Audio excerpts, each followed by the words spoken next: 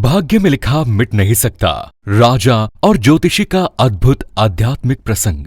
चंदन नगर का राजा चंदन सिंह बहुत ही पराक्रमी एवं शक्तिशाली था। उसका राज्य भी धन धान्य से पूर्ण था। राजा की ख्याति दूर दूर तक फैली हुई थी। एक बार चंदन नगर में एक ज्योतिषी पधारे। उनका नाम था भद्रशील। उनके बारे में विख्यात था कि वो बहुत ही पहुंचे हुए ज्योतिषी हैं और किसी के भी भविष्य के बारे में सही सही बता सकते हैं। वो नगर के बाहर एक छोटी कुटिया में ठहरे थे।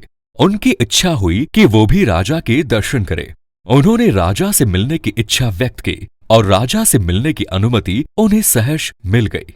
राज दरबार में राजा ने उनका हार्दिक स्वागत किया। चलते समय राजा ने ज्योतिषी को कुछ हीरे जवाहरात देकर विदा करना चाहा, परंतु ज्योतिषी ने ये कहकर मना कर दिया कि वो सिर्फ अपने भाग्य का खाते हैं। राजा की दी हुई दौलत से वो अमीर नहीं बन सकते। राजा ने पूछा, इससे क्या तात्पर्य है आपका गुरुदेव? कोई भी व्यक्ति अपनी किस्मत और मेहनत से गरीब या अमीर होता है। यदि राजा भी किसी को अमीर बनाना चाहे तो वो नहीं बन सकता। राजा की दौलत भी उसके हाथ से निकल जाएगी। ये सुनकर राजा को क्रोध आ गया। गुरुदेव, आप किसी का हाथ देखकर ये बताइए कि उसकी किस्मत में अमीर बनना लिखा है या गरीब। मैं उसको उलट कर दिखा दूंगा। राजा बोले, ठीक है, आप किसी व्यक्ति को बुलाइए, मैं बताता हूँ उसका भविष्य और भाग्य। ज्योतिषी ने शांतिपूर्वक उत्तर दिया। राजा ने अपने मंत्री को चुपचाप कुछ आदेश दिया और कुछ ही क्षणों में एक सजा धजा नौजवान ज्योतिषी के सामने हाजिर था। ज्योतिषी भद्रशील ने ध्यान से उस व्यक्ति का माथा देखा, फिर हाथ देखकर कहा, ये व्यक्ति गरीबी में जन्मा है और जिंदगी भर गरीब ही रहेगा। इसे खेतों और पेड़ों के बीच कुटिया में रहने की आदत है और वहीं रहेगा। राजा चंदन सिंह सुनकर हैरत में पड़ गया। बोला, आप ठीक कहते हैं, ये सजा धजा नौजवान महल के राजसी वस्त्र पहनकर आया है, परंतु वास्तव में ये महल के बागों की देखभाल करने वाला गरीब माली है। परंतु गुरुदेव, 1 वर्ष के भीतर मैं इसे अमीर बना दूंगा। ये जिंदगी भर गरीब नहीं रह सकता। राजा का घमंड देखकर ज्योतिषी ने कहा, ठीक है, आप स्वयं प्रयत्न कर लीजिए, मुझे आज्ञा दीजिए। और ज्योतिषी भद्रशील चंदन नगर से चले गए। राजा ने अगले दिन माली दयाल को बुलाकर एक पत्र दिया और साथ में यात्रा करने के लिए कुछ धन। फिर उससे कहा, यहाँ से 100 कोस दूर बालीपुर में मेरे परम मित्र भानु प्रताप रहते हैं, वहां जाओ और ये पत्र उन्हें दे आओ। सुनकर दयाल का चेहरा लटक गया। वो पत्र लेकर अपनी कुटिया में आ गया और सोचने लगा, यहाँ तो पेड़ों की थोड़ी बहुत देखभाल करके दिन भर आराम करता हूँ, अब इतनी गर्मी में इतनी दूर जाना पड़ेगा। परंतु राजा की आज्ञा थी, इसलिए अगले दिन सुबह तड़के वो चंदन नगर से पत्र लेकर निकल गया। 2 गांव पार करते करते वो बहुत थक गया और धूप चढ़ने लगी थी।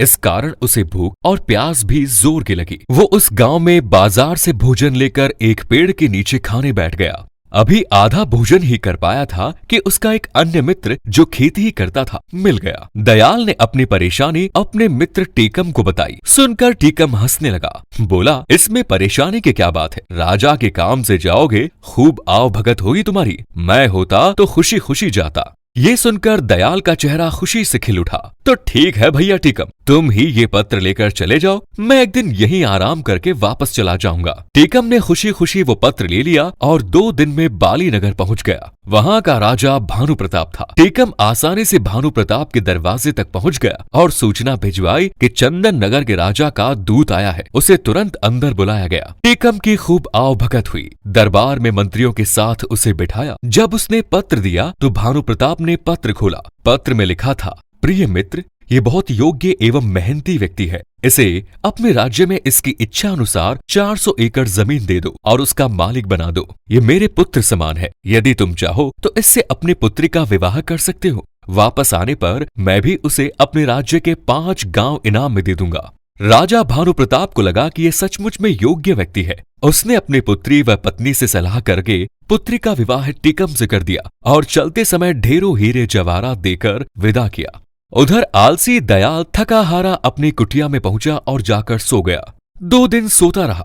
फिर सुबह उठकर पेड़ों में पानी देने लगा। सुबह जब राजा अपने बाग में घूमने निकले तो दयाल से पत्र के बारे में पूछा। दयाल ने डरते डरते सारी बात राजा को बता दी। राजा को बहुत क्रोध आया और साथ ही ज्योतिषी की भविष्यवाणी भी याद आई, परंतु राजा ने सोचा कि कहीं भूल चूक भी हो सकती है, अतः वो एक बार फिर प्रयत्न करके देखेगा कि दयाल को धनी किस प्रकार बनाया जाए। 3-4 दिन पश्चात दयाल राजा का गुस्सा कम करने की इच्छा से खेत से बड़े बड़े तरबूज तोड़ कर लाया और बोला, सरकार, इस बार फसल बहुत अच्छी हुई है, देखिए खेत में कितने बड़े बड़े तरबूज हुए हैं। राजा खुश हो गया। उसने चुपचाप अपने मंत्री को इशारा कर दिया। मंत्री एक बड़ा तरबूज लेकर अंदर चला गया और उसे अंदर से खोखला कर उसमें हीरे जवाहरात भरवा कर ज्यों का त्यों चिपका कर ले आया। राजा ने दयाल से कहा, हम आज तुमसे बहुत खुश हुए, तुम्हें इनाम में ये तरबूज देते हैं। सुनकर दयाल का चेहरा फिर लटक गया। वो सोचने लगा कि राजा ने इनाम दिया भी तो क्या। वो बड़े उदास मन से तरबूज लेकर जा रहा था, तभी उसका परिचित लोटन मिल गया।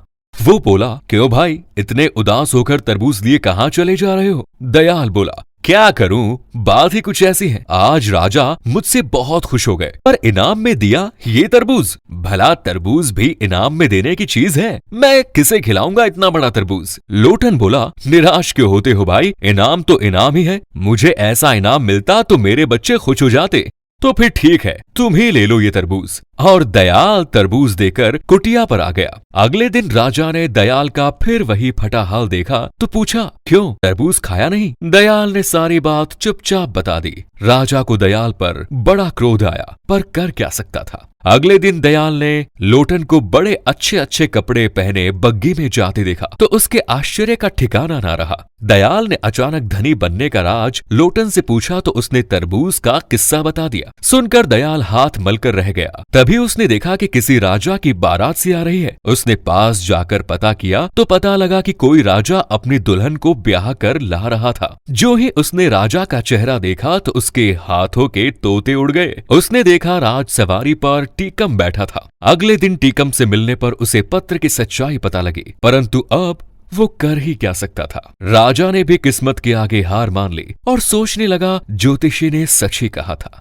राजा भी गरीब को अमीर नहीं बना सकता यदि उसके भाग्य में गरीब रहना लिखा है। अब राजा ने ज्योतिषी भद्रशील को बहुत ढूंढवाया पर उनका कहीं पता